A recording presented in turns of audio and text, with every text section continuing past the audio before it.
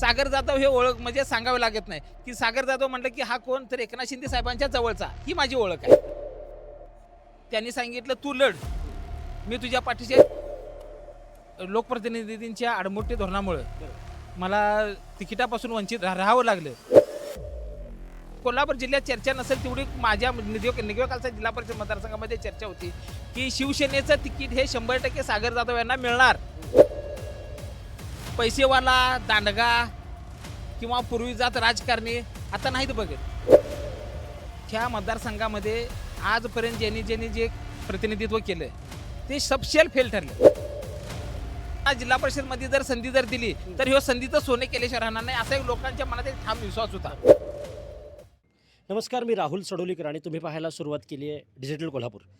कोल्हापूर जिल्हा परिषदेच्या वेगवेगळ्या मतदारसंघांमधून मी जात असतो आणि तिथं जाऊन लोकांच्या प्रतिक्रिया घेतो. उमेदवारांशीही मी बोलत असतो पॉडकास्टच्या माध्यमातून. रणधुमाळी पेटत आहे आणि कारभारी दिवसेंदिवस जसे दिवस जातील तसे मोठ्या त्वेषानं, मोठ्या जोमानं मैदानामध्ये उतरत आहेत.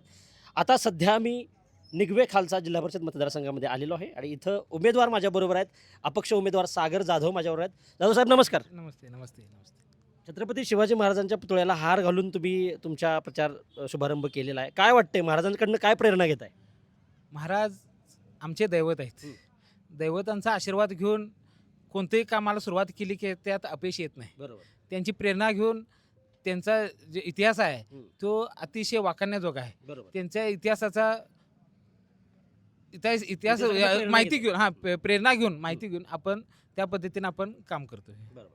मला सांगा, कोल्हापूर जिल्ह्यामधले एकनाथ शिंदेंचे अत्यंत निकटवर्तीय म्हणून तुमची ओळख आहे, तरीसुद्धा तिकीट मिळताना थोडीशी कुरबुर झाली. काय सांगाल, याचं काय कारण आहे? आमचे दैवत मान्य एकनाथजी शिंदे साहेबांनी अतिशय प्रयत्न केले माझ्यासाठी.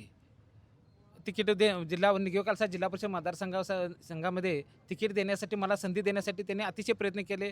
तरी पण काही लोकप्रतिनिधींच्या आडमुठे धोरणामुळे बरोबर. मला तिकिटापासून वंचित राहावं लागलं. तरी पण तुम्हाला यातून सांगतो की लोकांच्या अतिशय भावना तीव्र आहेत.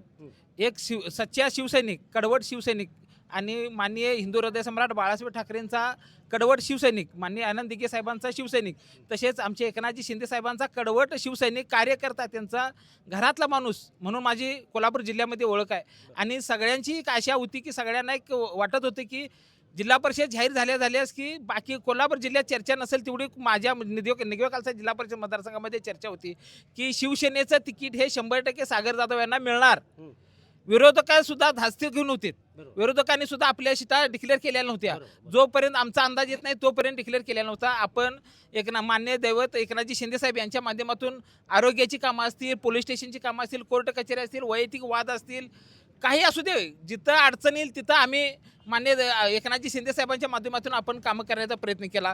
होईल तेवढे आपल्यापर्यंत लोकांना मदत करण्याचा प्रयत्न केला. ह्या आशेवर बाबा सागर जाधवला जर आपण जर संधी दिली तर ह्या संधीचं ते सोनं करेल. आता काही त्याच्याकडे पद नाही, काही नाही, तरी एवढं काम करतोय. बरोबर.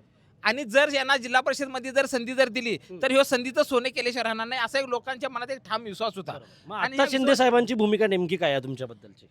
मान्य एकनाथजी शिंदे साहेबांशी माझी फोनवरती चर्चा झाली. त्यांनी सांगितलं तू लढ, मी तुझ्या पाठीशी आहे. त्यांचा आशीर्वाद माझ्या पाठीशी, आशीर्वाद घेऊनच मी ह्या रणांगणात उतरलेलो आहे. आणि अपक्ष म्हणून लढताना तुम्ही शिंदे आपण साहेबांचा लढतोय तरी सुद्धा आमच्या दैवत एकनाथजी शिंदे साहेबांचा आशीर्वाद घेऊनच मी या रणांगणात उतरलेलो आहे. अच्छा.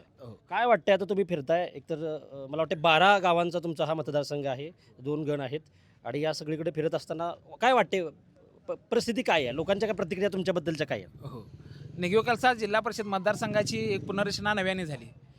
ह्या मतदारसंघामध्ये दक्षिणमधली 5 गावं आणि करवीर विधानसभा मतदारसंघातली 7 गावं असा एकूण 12 गावाचा मतदारसंघ जोडला गेला. या मतदारसंघाची म्हणजे तशी आमची नाळ जुनी आहे. माझं प्रॉपर गाव येवती असल्यामुळं निगवेकालसामध्ये जे दक्षिणमधली 5 गावं आहेत ही आम्ही जिल्हा परिषदच्या माध्यमातून पूर्वीपासून एकत्रच लढतोय. आणि इथं संपर्क अतिशय आपला घर टू घर चांगला आहे. तसेच करवीर विधानसभा मतदारसंघामध्ये सुद्धा आमचा तो करवीर विधानसभा असल्यामुळं आपण समाजकारण असेल, राजकारण असेल, या माध्यमातून आम्ही लोकांच्या घरापर्यंत पोहोचलेलो आहे. तिथं सागर जाधव हे ओळख म्हणजे सांगावे लागत नाही की सागर जाधव म्हटलं की हा कोण, तर एकनाथ शिंदे साहेबांच्या जवळचा, ही माझी ओळख आहे. बाबा ह्यो माणूस ह्यो कामाचा आहे. मी काय माझ्या पाठीमागं काय म्हणजे कोण आमदार, खासदार किंवा म्हणा आमच्या घरचे कोण जिल्हा परिषद सदस्य वगैरे कोण नाहीत. एकनाथजी शिंदे साहेबांच्या आशीर्वादामुळं मला संधी मिळाली. मी या संधीचं सोनं करण्याचं ठरवलं. त्यामुळे मी ह्या रणांगणामध्ये उतरलेलो आहे. विजयाची खात्री निश्चित आहे तुम्हाला? 100% आहे. 100% अतिशय मला खात्री आहे की 100% मला माझे मायबाप जनता, मतदार बंधू भगिनी आणि माझा मित्रपरिवार हा मला अतिशय चांगल्या मोठ्या फरकाने निवडून देणार यात काय मला शंका वाटत नाही. कारण का जे आता समोर उमेदवार आहेत, मला टीका करायची नाही कोणावर, त्यांची काय कामाची पद्धत आहे किंवा लोकांचा संपर्क, लोकांची कामं कितपत होणार, कितपत काय होणार हे जगासमोर आहे. त्यांची कामाची पद्धत ही जगासमोर आहे, माझी कामाची पद्धत जगासमोर आहे. बरोबर. त्यामुळं जनता कामाचा माणूस निवडणार. पैसेवाला, दांडगा किंवा पूर्वीजात राजकारणी आता नाहीत बघत. सर्वसामान्य माणूस, सामान्य माणसाच्या पाठीमागे जनता राहते. कामाचा माणूस निवडला जातो. मला दुसरं काय नाही. मी शिवसेना जनसंपर्क कार्यालय माझं वडशेल फाट्यावरती आहे. त्या संपर्क कार्यालयाच्या माध्यमातून आपण लोकांचे प्रश्न सोडवण्याचा प्रामाणिकपणे प्रयत्न करतोय. माझ्यापर्यंत जो प्रश्न येईल, विषय येईल, तो मी माझ्यापर्यंत हाताळण्याचा प्रयत्न करतोय. जर नाही माझ्या हातानं जर म्हणजे सोडवणूक होत नसेल तर त्या माननीय एकनाथजी शिंदे साहेबांच्यापर्यंत न्यायचा, तो प्रश्नाची सोडवणूक करायची आणि त्यातनं माणसांची सोय व्हावी अशी ह्या पद्धतीने मी प्रामाणिकपणे प्रयत्न करतोय. हाच लोकांचा बघण्याचा दृष्टिकोन आहे की सागर जाधव हा कामाचा आहे. हा कोण पैसेवाला नाही, ह्याला काय जमिनी घ्यायच्या नाहीत. ओके. हां, जमिनी घ्यायच्या नाहीत किंवा मोठ्यापणाने मिरवायचं नाही. मी एक सर्वसामान्य कुटुंबातला सर्वसामान्य कार्यकर्ता आहे आणि कामाचा आहे.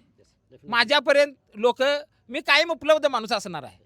मी काय म्हणजे कुठल्या व्यवहारात नसतोय किंवा कुठलं काय म्हणजे मला बाकीचा हेतू काय नाही. मी प्रामाणिकपणे काम करणारा, जनतेची सेवा करणारा माणूस आहे आणि जनते सेवेची आवड असणारा माणूस आहे. मला एक बोलायचं माझं राहून गेलं. बोला बोला. माझं एक व्हिजन आहे मतदारसंघामध्ये की निवडून आलं, जनतेने निवडून दिलं की घरी बसायचं, पैशाच्या मागं लागायचं, जमिनी घ्यायच्या, हा माझा मूळ हेतू नाही आहे. ह्या मतदारसंघामध्ये आजपर्यंत ज्यांनी जे प्रतिनिधित्व केलं ते सबशेल फेल ठरलेत. बरोबर. कुणालाही तसं उठावदार असं काम करता आलेलं नाही. बरोबर. माझं ते टार्गेट आहे. अच्छा. मला आरोग्यविषयक असतील प्रश्न, आता इस्पुर्ली आरोग्य केंद्र, हम्म. तिथं मी साहेबांच्या माध्यमातून, मान्य आरोग्यमंत्री प्रकाशजी आंबेडकर साहेबांच्या माध्यमातून असे मला तिथं 80 बेडचं हॉस्पिटल मोठ्या डायलिसिससह सगळ्या उपलब्धतेनुसार मला ते उपलब्ध करायचं आहे. अच्छा. हां, प्राथमिक आरोग्य शाळेंची म्हणजे दुरावस्था बघताय, तिथं शिक्षकांची कमतरता बघताय. बरोबर. म्हणजे काही गोष्टीची कमतरता आहे. म्हणजे इंग्लिश मिडियम जसं दिखावा आहे तसं मराठी शाळेंच्यातनी म्हणजे जिल्हा परिषद शाळेच्या शाळा कमी पडतात. मला ते टार्गेट आहे की माझं भलं काय असू दे, खरं मला मुलांच्यासाठी आपण काय म्हणतोय की मराठी शाळेत शिकलं पाहिजे. खरं त्या पद्धतीने सुविधा नाहीत. त्यामुळे मुलांचा ओढ खाजगी शाळेंच्याकडे आहे, तो थांबला पाहिजे. आरोग्यविषयक असेल, मुलांच्या शाळेचा प्रश्न असेल, रस्ते असतील, गटारे असतील, काही मूलभूत पाण्याचा प्रश्न, फार मोठा गंभीर पाण्याचा प्रश्न आहे. माझं मत आहे की मला जर निवडून दिलं, आमचे पालकमंत्री मान्य प्रकाशजी आंबेडकर साहेब असतील, माननीय एकनाथजी शिंदे साहेब महाराष्ट्राचे उपमुख्यमंत्री, नगरविकास खाता आहे, त्यांच्या माध्यमातून आपल्याला बरेच प्रश्न सोडवता येतील, बराच निधी आणता येतील. हां, 100% खात्री आहे. मला निधी तटवणार नाहीत. मागल तो निधी, मागल ते म्हणल ते काम माझ्या हातनं होणार आहे. माझा डायरेक्ट वरती संबंध असल्यामुळे त्याचा फायदा जनतेशी होईल. जनतेला त्याचा फायदा होणार, सर्वसामान्य लोकांची कामं होणार. त्यासाठी मला फक्त प्रामाणिकपणे माझं मत आहे की मला मायबाप जनतेनं एक वेळ मला काम करण्याची संधी द्यावी. ह्या संधीचं सोनं केल्याशिवाय मी राहणार. हे होते माझ्याबरोबर निगवे खालसा जिल्हा परिषद मतदारसंघाचे अपक्ष उमेदवार सागर जाधव. छत्रपती शिवाजी महाराजांच्या पुतळ्याला पुष्पहार अर्पण करून त्यांनी त्याच्या प्रचारसभेची सुरुवात केलेली आहे.